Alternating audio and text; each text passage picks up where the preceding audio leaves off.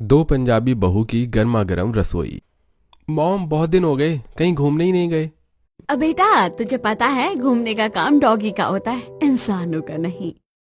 Mummy क्यों मजाक करती हो? मैं 27 और राहुल 25 का हो गया है। लेकिन मजाल है, कभी आपने चिंता अपनी के आगे हमें इस सिटी के बाहर जाने ही नहीं दिया। हर संडे पूरी रात घूमता तो है उस चिराग के साथ। तुम दोनों तो संडे की रात गायब रहते हो, और कैसे नहीं जाने दिया। अभी 3 महीने पहले हम गर्मी की छुट्टी में तेरे ताया और ताई जी से मिलने गाँव गए थे ना। मामा मस्ती मत करो, हमारे ऑफिस की तरफ से ट्रिप जा रही है पंजाब, और हम दोनों भी जाना चाहते हैं। ठीक है बेटा, मुझे कोई प्रॉब्लम नहीं है। हेड ऑफिस से एक बार कॉन्ट्रैक्ट करके अपनी ट्रिप कंफर्म कर लेना। अगर ऐन मौके पर कैंसिल हुई तो ब्रांच ऑफिस जवाबदारी नहीं होगा। अपनी मम्मी की बात सुनकर दोनों भाई एक दूसरे का मुंह ताकने लगते हैं कि माँ ने क्या कह दिया। अब कौन से ऑफिस से परमिशन लेनी है? अरे भैया, मम्मी साफ साफ यही कहना चाह रही है कि पापा से एक बारी पूछ लो फिर जाओ। तभी वॉक से लौटे जीवन जी घर में प्रवेश करते हैं। सुन लिया मैंने, तुम दोनों को पंजाब जाना है। अरे जियो मेरे शेर, पंजाब बहुत अच्छी जगह है घूमने के लिए, और सर्दियों में तो और भी खूबसूरत हो जाता है। चारों ओर बस हरियाली ही हरियाली दिखती है। तो फिर हम दोनों पंजाब जाए ना पापा? हाँ हाँ बेटा, आराम से जाओ, कोई चिंता नहीं है। जिसके बाद दोनों बेटे बहुत खुश हो जाते हैं। उन्हें पहली बार आउट ऑफ स्टेट जाने की परमिशन मिली है। दोनों कमरे में जाकर जल्दी से पंजाब जाने की पैकिंग करते हैं और शाम की बस से सभी के साथ पंजाब निकल जाते हैं। सारा दिन सभी अमृतसर, चंडीगढ़ और पंजाब की अलग अलग जगहों और वाहे गुरु के दरबार में दर्शन करने जाते हैं। पंजाब का लंगर खाते हैं, फेमस लस्सी शॉप पर जाते हैं, खूब मजे करते हैं, और स्टे करने के बाद अब रात में उन्हें रिटर्न अपने शहर नोएडा आना था। रात की बस में सभी चढ़ जाते हैं। अरे ओ बस वाले भैया, कितने समय में नोएडा पहुंच जाएगी ये बस?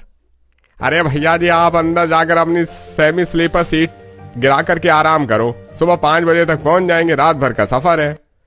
बढ़िया है, कम से कम रात की नींद हमारी डिस्टर्ब नहीं होगी।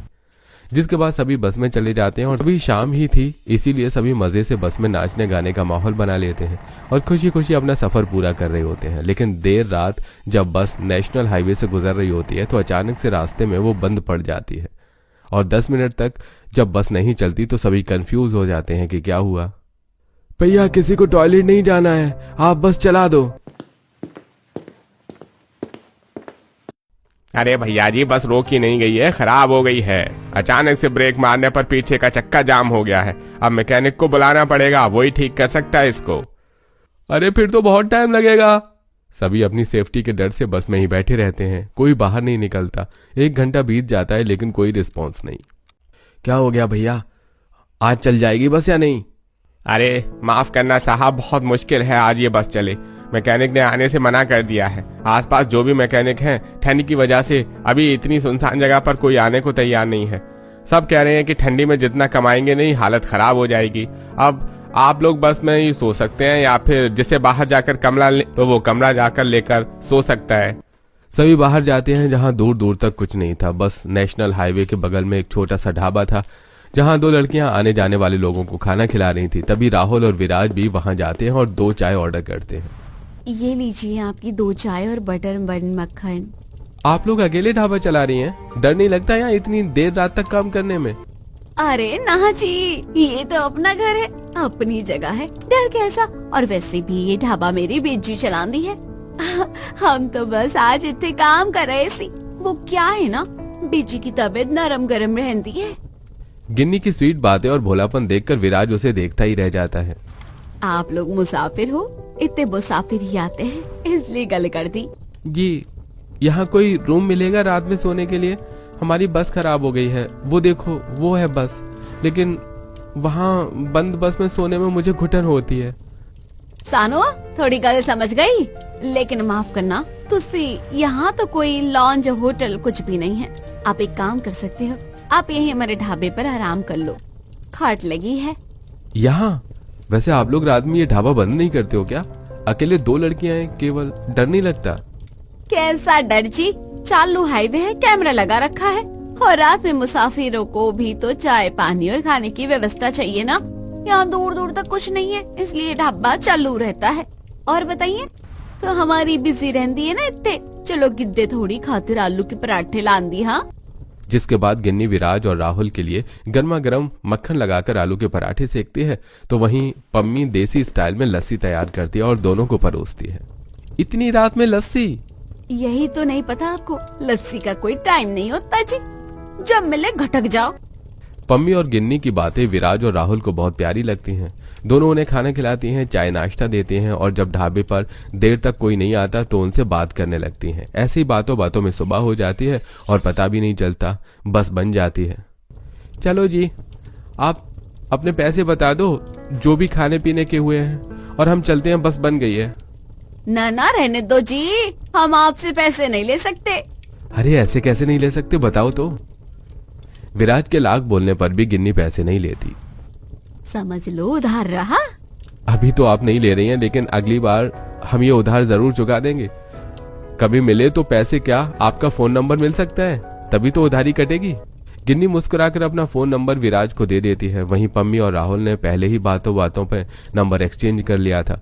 दोनों भाई बस में सवार होकर अपने घर आ जाते हैं, लेकिन जब से दोनों पंजाब की ट्रिप करके आए थे, दोनों अपने माता पिता और घर वालों से बात ही नहीं कर रहे थे। अरे मुझे लगता है मेरे दोनों अनमोल रतन पर किसी चुड़ैल का साया है। देखो ना कैसे ये लोग भूत बन गए हैं। जब से आए हैं कक्षे में रहते हैं, साथ में खाना तो छोड़ो, चाय नाश्ता तक नहीं कर रहे हैं। मम्मी, मुझे तो चुड़ैल का साया कम, भैया पर पंजाबन का साया लग रहा है। देखो ना, जब से भैया लोग पंजाब से आए हैं बस फोन में लगे रहते हैं, वरना लैपटॉप ऑन करके हेडफोन लगाए रहते हैं। पक्का कोई तो लड़की है, चुप चोटी बहुत बोलती है। मैं बात करता हूँ दोनों से। जीवन जी अपने दोनों बेटों से बात करते हैं कि उन्हें क्या हो गया है, जब से आए हैं बोलते ही नहीं हैं। पापा, हमें ना 2 पंजाबी कुड़ी पसंद आ गई हैं और हम उनसे शादी करना चाहते हैं। हाँ पापा, वो बहुत ही प्यारी हैं। अरे कास्ट वाली नहीं है बेटा, ढूंढा तूने तो पंजाबी ही ढूंढा, बनिया लड़की ना मिली तुझे। देखा पापा, कहा था ना लड़की का ही चक्कर है। वैसे पापा, बनिया लड़के और पंजाबी लड़कियों की जोड़ी मस्त होती है। मत देखो जात पात, तोड़ दो ये जात पात की सलाखे और ला दो पंजाबी भाभी। तभी संगीता जी वहां आ जाती हैं। कौन है बेटा वो लड़की? ला, मैं भी बात करूंगी उसकी माँ से शादी के लिए। जिसके बाद दोनों बेटे पम्मी और गिन्नी का फोटो घर वालों को दिखाते हैं और सभी को पम्मी और गिन्नी बहुत पसंद आती है।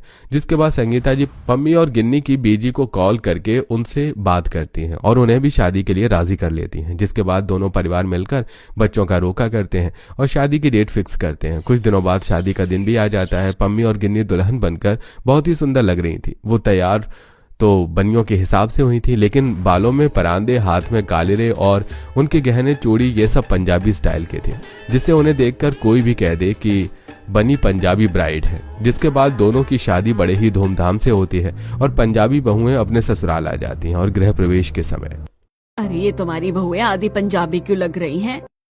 हाँ, शादी में भी मैं कंफ्यूज थी, लेकिन खाने पर फोकस था तो ब्राइड मिल हो गई। ये पराठे और पंजाबियों जैसा कहना, ये बहू कहीं पंजाबी तो नहीं है? अरे गांव में ढोल बजे और हमारी पड़ोसने के खानों में भनक नहीं, सबको पता है बहन ये दोनों बहुएं पंजाबी हैं। ये दोनों लाड ले गए थे ना 1 महीने पहले पंजाब, तो कड़ी सेट करके लाए थे, अब शादी भी हो गई। माँ पड़ेगा अब बनियों में तो इंटरकास्ट का रिवाज नहीं है। ये पंजाबियों के कारण पता नहीं चाचा जी चाची जी को क्या हो गया है।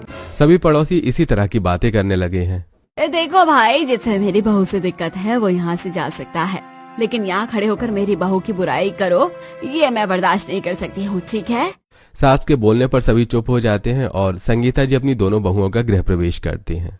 जिसके बाद वो बहुओं को घर में ले आती हैं और धीरे धीरे सारे मेहमान चले जाते हैं और थकी हारी बहुएं भी आराम करने अपने कमरे में चली जाती हैं। वहीं अगले दिन सुबह पम्मी और गिन्नी दोनों जल्दी उठकर घर के सारे काम निपटा देते हैं और 6 बजे दूध वाले से दूध लेकर गिन्नी रसोई में लस्सी और बटर बनाने लगती है। वहीं गिन्नी रसोई में गैस पर आलू चढ़ा देती है। कुकर की सीटी की आवाज और ढेर सारी रसोई की खटपट सुनकर संगीता जी रसोई में बहुओं को देखकर हैरान हो जाती हैं। बहू, तुम दोनों यहाँ क्या कर रही हो? रहने तो बच्चे, इतनी सुबह कौन काम करता है? मम्मी जी, ये तो हमारा फर्ज है, तो इससे अब चिंता ना करो, हम आपकी रसोई अच्छे से संभाल लेंगे। आज हमारी पहली रसोई है और पहली रसोई सुबह सुबह की शुभ होती है ना मम्मी जी, इसलिए हमने सोचा आज हम जल्दी से आप लोगों के लिए बढ़िया गरम गरम नाश्ता बनाएं। सभी जब फ्रेश होंगे हमारा नाश्ता तैयार हो जाएगा। बहुओं का ये जोश देखकर पम्मी जी बहुत ही ज्यादा खुश हो जाती हैं, जिसके बाद वो फ्रेश होने चली जाती हैं। वहीं दोनों बहुएं अपनी पहली रसोई के दिन सुबह सुबह सभी के लिए आलू और गोभी के पराठे बनाती हैं। साथ में समोसे, कचौड़ी, जलेबी और केसर लस्सी और सारा खाना टेबल पर लगा देती हैं। बहुओं के खाने की खुशबू से पूरा घर महक गया था और सभी जल्दी से तैयार होकर डाइनिंग टेबल पर आते हैं। अरे आज तो नाश्ते की अलग ही खुशबू आ रही है। हाँ भाभी, ये खाना तो कमाल का लग रहा है। तू घर का खाना कभी खाती तो है नहीं, बस सूंघ के रख देती है और कह रही है कमाल का लग रहा है। हाँ है, तभी तो बोला भैया। बहुएं सभी के प्लेट में नाश्ता परोसती हैं और सभी चाव से खाते हैं। और सानवी, जो कभी घर में न खाना खाती न नाश्ता करती थी, आज वो भी घर में खाना खाती है और मांग मांग कर खाती है। ये देखकर सभी हैरान थे। वाह भाभी, ये मक्खन लगाकर कितने करारे पराठे बना दिए हैं। भाभी की दीवानी, जब मैं बनाती हूँ तो मेरे हाथ का खाना तो तुझे बिल्कुल पसंद नहीं आता और भाभी के हाथ के पराठे मांग मांग कर खाए जा रही है। हाँ, सादा सादा आलू भर के सेक देती हो। देखो भाभी ने हाथ के बनाए मक्खन से पराठा बनाया है। ये तो किसी भी पंजाबी रेस्टोरेंट को बीट कर सकता है, इतना जायकादार है। माँ रहने दो इसे, कुछ मत कहो। इतने दिनों बाद इसने घर का खाना खाया है, वो भी बिना फोर्स के, बहुत ही बड़ी बात है। घर में सभी बहू के हाथ के बनाए पराठे मक्खन में डुबोकर चाव से खाते हैं। बेटा, मक्खन और पराठे का कॉन्सेप्ट तो समझ आता है, लेकिन इतनी ठंडी में लस्सी बनाई हो, तबीयत खराब हो जाएगी। पापा जी, संडे हो या मंडे, ठंडी हो या गर्मी, हमें हमेशा लस्सी पीनी चाहिए। नहीं होगी सर्दी, शरीर में ताजगी बनी रहेगी। आप पी कर तो देखो। फिर जीवन जी लस्सी पी लेते हैं और उन्हें वो काफी पसंद आ जाती है। अरे ये समोसे कचौरी तो वाह वाह, क्या बात है, क्या स्वाद है। जलेबी भी कमाल की है। इसी तरह सभी बहुओं की खूब तारीफ करते हैं और उन्हें पहली रसोई का नेक देते हैं। बेटा जी, सब कुछ तो ठीक है, लेकिन कम से कम साड़ी पहन लेना था। ये सूट पहन रखा है। रहने दो ना माँ, वैसे भी साड़ी कितनी रिस्की होती है। भाभी अगर गलती से उसमें पैर फंस जाए तो चोट लग जाएगी ना। हाँ सो तो है, जाने दे बहू, तू सूट ही पहन कर आ। नई नई ससुराल में पंजाबी बहुओं के आने से घर का माहौल थोड़ा सा डिफरेंट हो गया था। सभी पहले से ज्यादा घुल मिल गए थे। वहीं शाम होते ही पम्मी और गिन्नी रसोई में चली जाती हैं। बहू, चाय बना रही है? जी मम्मी जी, हाँ चाय बना रही हूँ। ठीक है, भरनी में आलू की भुजिया का पैकेट है, उसमें से आलू की भुजिया भी लेते आना। इतना कहकर संगीता जी लॉन एरिया में चली जाती हैं। वहीं पम्मी और गिन्नी आलू को उबालकर फ्रेश आलू भुजिया बनाती हैं और उसमें कड़ी पत्ता, मिर्च, नमक, चाट मसाला और सिंग दाने, काजू बादाम सब ऐड कर देती हैं। साथ में चाय के साथ खाने के लिए थोड़ी सी मठरी भी तलती हैं और चाय नाश्ता लेकर दोनों बहुएं बाहर जाती हैं। नाश्ते में गर्मा गर्म ताजी नमकीन भुजिया देखकर सभी घर वालों का मन महक जाता है। बेटा, इतनी मेहनत क्यों करनी थी, भरनी में रख देती, भुजिया ले आते। माँ जी, दुकानों वाली भुजिया बहुत दिनों की होती है, उससे आपकी तबीयत खराब हो सकती है, पेट में गैस बन सकती है और तरह तरह की बीमारियां हो सकती है। ताजा खाना ही हेल्दी होता है, कुछ भी हो। सभी को बहुओं की बात अच्छी लगती है। पूरा परिवार बैठकर चाय नाश्ता करता है और ताई भुजिया की खुशबू सूंघकर सानवी भी चाय पीने आती है। ये लट्टे मूछा चीनों वाली लड़की आज चाय पीने कहाँ से आ गई? साथ में ये भुजिया भी खा रही है। मुझे घर की भुजिया कब से पसंद आने लगी। ऐसा लग रहा है कि आप लोगों ने मुझे लाइफ में पहली बार खाते हुए देखा है। अरे भाभी के हाथ का स्वाद जैसे रेस्टोरेंट का खाना हो, इसलिए तो मैं खा रही हूँ, वरना मुझे कहाँ घर का खाना पसंद है। फिर सनवी पूरे प्लेट की आलू भुजिया खा जाती है और एक्स्ट्रा कप वाली चाय भी पी जाती है। सभी हंसने लगते हैं और मजे से शाम का स्नैक्स करते हैं। ऐसे ही कुछ दिन बीत जाते हैं। दोनों पंजाबी बहुएं अपने ससुराल में बढ़िया बढ़िया खाना बनाकर सभी को खिला रही थी। उनका बनाया हुआ खाना काफी जायकेदार होता, जिसे घर वाले बड़ी चाव से खाते। वहीं एक दिन बहुएं खाना बनाकर टेबल पर लगा देती हैं। ये क्या दाल मखनी है, जीरा राइस है और मशरूम टिक्का और पनीर बटर मसाला बना है। वाह वाह वाह, बहु मजा आ जाएगा आज। लेकिन ये क्या रोटियां तो है ही नहीं। पापा जी, जायकादार गरम गरम खाना फुल्की के साथ अच्छा लगता है, रोटियां तो बासी हो जाती हैं। मैं अभी गर्मा गर्म फुल्के सेक कर ला रही हूँ। पम्मी और गिन्नी रसोई में 2 चूल्हा जलाती हैं। पम्मी एक चूल्हे पर नान सेकती है तो गिन्नी फटाफट फुल्के सेक कर घर वालों को खाने के साथ में फुल्के परोसती है। गर्मा गर्म खाने के साथ फुल्के खाकर सभी को मजा आ जाता है। अरे रोटी तो हम डेली खाते हैं, लेकिन आज की रोटी का स्वाद अलग ही है, क्योंकि देवर जी गैस से उतरे हुए गर्मा गर्म फुल्के खाते समय हल्के फुल्के होते हैं। गिन्नी के पंजाबी जोक पर सभी हंसने लगते हैं और बड़े ही चाव से खाना खाते हैं। जहां सभी 2 रोटी खाते थे, वो आज 5-6 फुल्के साथ में 2-3 नान खा जाते हैं और पता भी नहीं चलता। भाभी मुझे तो एक रोटी से ज्यादा खाने का मन ही नहीं करता। आज 5 रोटी खा चुकी हूँ। मेरी पंजाबी बहुओं ने सभी को लाइन पर ला दिया है। वैसे कुछ भी कहो, इनके हाथ का खाना तो होटल जायकेदार है। ऐसे ही कुछ दिन बीत जाते हैं और गांव से संगीता जी की चाची सास घर आती हैं। क्यों रे संगीता बहू, बहू ले आई और खबर तक नहीं की? नहीं चाची, ऐसा नहीं है। गुड्डू भैया से कहा था शादी में आने को, गाड़ी भी भिजवाई थी, लेकिन गुड्डू भैया के मन में जाने कौन सा गुस्सा है, वो आए नहीं और आपको बताया भी नहीं। उससे तो मेरी भी बोलचाल नहीं है। मेरा सगा बेटा होकर मुझे पराया कर दिया। अकेले बनाती खाती थी। जब जीतू ने फोन किया, जीतू को पता चला तो तुरंत लेने पहुंच गया। अच्छा किया चाची जी जो आए। देखो तो कितनी दुबली पतली हो गई चाची। एक टाइम बनाती हूँ, 2 टाइम खाती हूँ, कोई केयर करने वाला नहीं है। ऊपर से बूढ़ी हो गई हूँ। कब तक तंदुरुस्त रहूंगी? कभी ना कभी तो ये सब होना ही है। तभी दोनों पंजाबी बहुएं सिर पर दुपट्टा लेकर दादी सास के पैर छूने आती हैं। खुश रहो खुश रहो। अरे संगीता बहू को अभी से इतनी छूट दे दी, ये पंजाबन घर को भी पंजाब बनाती है। अरे ससुराल के रीति रिवाज से चलेगी या मायके के? चाची अब जिसमें वो कंफर्ट है वही पहनने दो तो ठीक है ना। वैसे तो जमाने के हिसाब से बहुएं कम ही हैं, वरना लोगों की बहुएं मिन्नी और जींस न जाने क्या क्या पहन पहन कर घूमती हैं। संगीता की बात सुनकर सुमित्रा जी चिढ़ हो जाती हैं। सुमित्रा जी को बहू के रंग में दिक्कत नहीं थी, लेकिन उन्हें बहुओं के पंजाबी होने से दिक्कत थी, जिस कारण जब से सुमित्रा जी घर में आई थी तब से ही वो पंजाबी बहुओं के काम में नाक अड़ाई रही और हर बात पर उन्हें ताना देती। ऐसी कुछ समय बीत जाता है और बूढ़ी सुमित्रा जी जो पहले से बीमार थी और तबीयत खराब हो जाती है। हमारी दादी की तबीयत पर ध्यान देने की जरूरत है। दादी जी कुछ खाती भी तो नहीं है, अब उनको हेल्दी हेल्दी खिलाएंगे।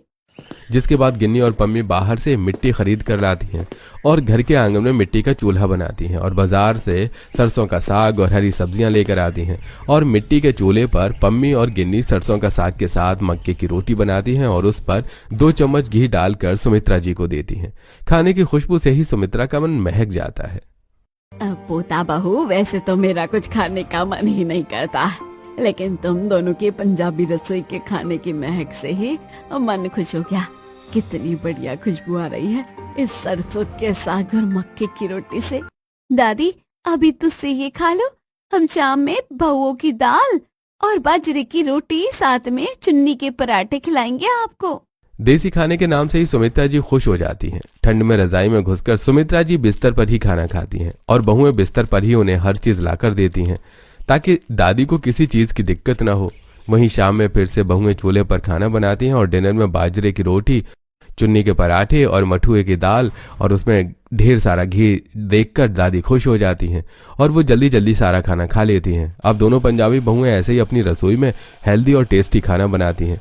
कभी दादी को टोमेटो सूप बनाकर देती तो कभी जिंजर गार्लिक पराठा बनाकर खिलाती। दोनों पंजाबी बहुएं हमेशा हेल्दी खाना बनाकर सबको खिलाती और घी और मक्खन भर भर कर इस्तेमाल करती, जिससे कुछ ही दिनों में दादी की तबीयत ठीक हो जाती है। और एक दिन बहू मानना पड़ेगा, तेरी बहू तो कमाल की है। मैंने सोचा पंजाब ने बड़ी बेकार होंगी, कुछ आता नहीं होगा, लेकिन ये तो बड़ी गुणी बहुएं हैं और रसोई में तो इतने निपुण हैं जैसे हाथों में माता अन्नपूर्णा का निवास हो। चलो अब आपके रूटीन चेकअप का दिन है। माँ जी बाहर बहुत ठंड है, आप मत जाओ, मैं जाऊंगी दादी के साथ। ठीक है बहू। पम्मी ये ले, इस थर्मस में काढ़ा भर कर ले आ। बाहर ठंड है ना, जब दादी को खांसी आए या बहुत ठंड लगी तो ये दे देना, एनर्जी आएगी। ठीक है दीदी, मैं दे दूंगी। जिसके बाद पम्मी दादी को रूटीन चेकअप के लिए लेकर जाती हैं। देखिए सुमित्रा जी, आप तो पहले से ही काफी फिट हो गई हैं। शुगर, बीपी, कोलेस्ट्रॉल सब नॉर्मल है। लगता है इनकी डाइट पर अच्छा ध्यान दिया गया है। जी डॉक्टर साहब। अगर ऐसे ही इनकी देखरेख की गई तो कुछ ही दिनों में ये बिल्कुल ठीक हो जाएंगी। ठीक है, मैं ध्यान रखूंगी। जिसके बाद डॉक्टर पम्मी को दादी की दवाई के बारे में बताता है और पम्मी दादी को लेकर घर आ जाती है। अरे संगीता, तेरी बहुएं भले ही जात वाली नहीं है, लेकिन किसी से कम नहीं है, मानना पड़ेगा। अरे डॉक्टर से यूं अंग्रेजी में पिटर पिटर बता रही थी और डॉक्टर ने खूब तारीफ की। बहू क्या कह रहा था डॉक्टर? कि अभी दादी को और अच्छे से खिलाओ और उनकी सेवा करो, अभी तो आधी बीमारी दूर हुई है। सभी खुश हो जाते हैं कि सुमित्रा जी की तबीयत में सुधार था। सुमित्रा कहने को संगीता की चाची सास थी, लेकिन जब से संगीता की सास का देहांत हुआ था, सुमित्रा जी ने संगीता और जीवन की माँ का प्यार दिया था। कुछ दिन ऐसे ही बीत जाते हैं और पंजाबी बहुएं अब घर में और भी बढ़िया हेल्दी और जायकेदार खाना बनाती हैं। अरे मम्मी बहू, ये मिक्स दाल कितनी स्वादिष्ट है। अरे तुम लोगों ने इतना बढ़िया खाना कहाँ से बनाना सीख लिया? अपनी बीजी से दादी। बीजी के हाथों का स्वाद, वाह, एकदम अमृत जैसा खाना बनाती है बीजी। पहले तो मुझे ये पंजाबन बिल्कुल पसंद नहीं थी, लेकिन मेरे पोते की पसंद कमाल की है। ऐसी बहू तो हम भी ला ना पाते। इनके लिए जैसी लड़की इन्होंने ढूंढी है। माँ, इन दोनों को आए काफी दिन हो गए हैं। अब तक घर में न कोई पूजा हुई है न पार्टी। वैसे तो गांव में नई बहू आती थी तो पार्टी होती थी ना। वो पूजा थी बुद्धू। अब तो चाची की तबीयत भी ठीक हो गई है। भाग्यवान, क्यों ना अब हम घर में कथा करवा दें और मेहमानों को बुलाकर खाना खिला देंगे। क्या चाहती हो? हाँ जी, ये ठीक रहेगा। और इसी बहाने बहुएं अपनी बुआ, मौसी, चाची और बाकी सास से भी मिल लेंगी। चंगा सी। लेकिन माँ जी, बस दूध ज्यादा मंगाना, लस्सी के बिना मजा नहीं आएगा। चिंता ना कर बहू, तबेले वाले को पहले से ही बोल दूंगी कि दूध ज्यादा देगा।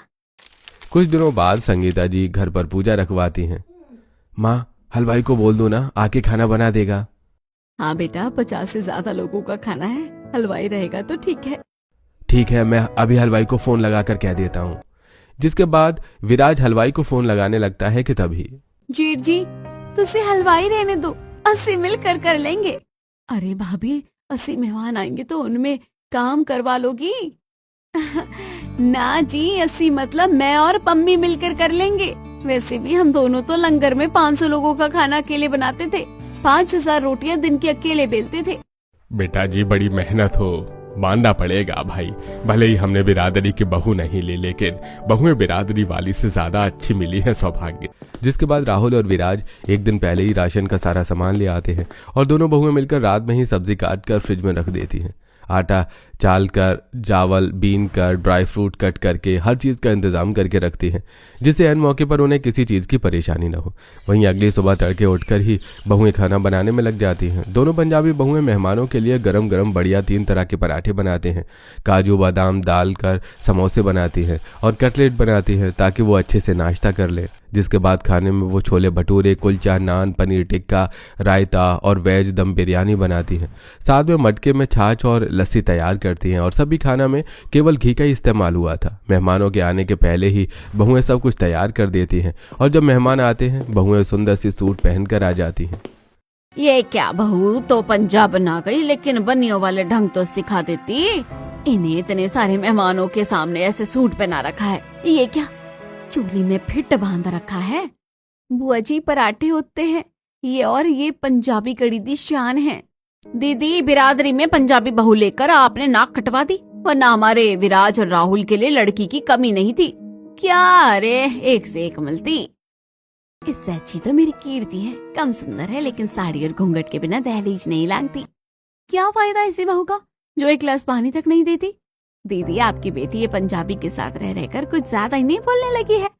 देवरानी जी, अपने हक के लिए बोलना कोई गलत बात नहीं होती है, और मेरी बहू जैसी भी है बहुत अच्छी है, आप चिंता मत करो। सारे मेहमान तरह तरह की बातें कर रहे थे और पंजाबी बहुओं को उल्टा सीधा बोल रहे थे। घर वाले उनके लिए स्टैंड भी लेते थे, लेकिन बहुएं खुद चुप थी कि जिसे वो कहना है कहने दो, हम सही हैं तो क्या फर्क पड़ता है।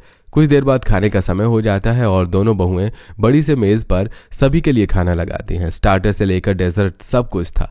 3 तरह की मिठाई, 4 सब्जी, 2 तरह की चावल, 3 तरह की रोटी, 3 तरह के पराठे।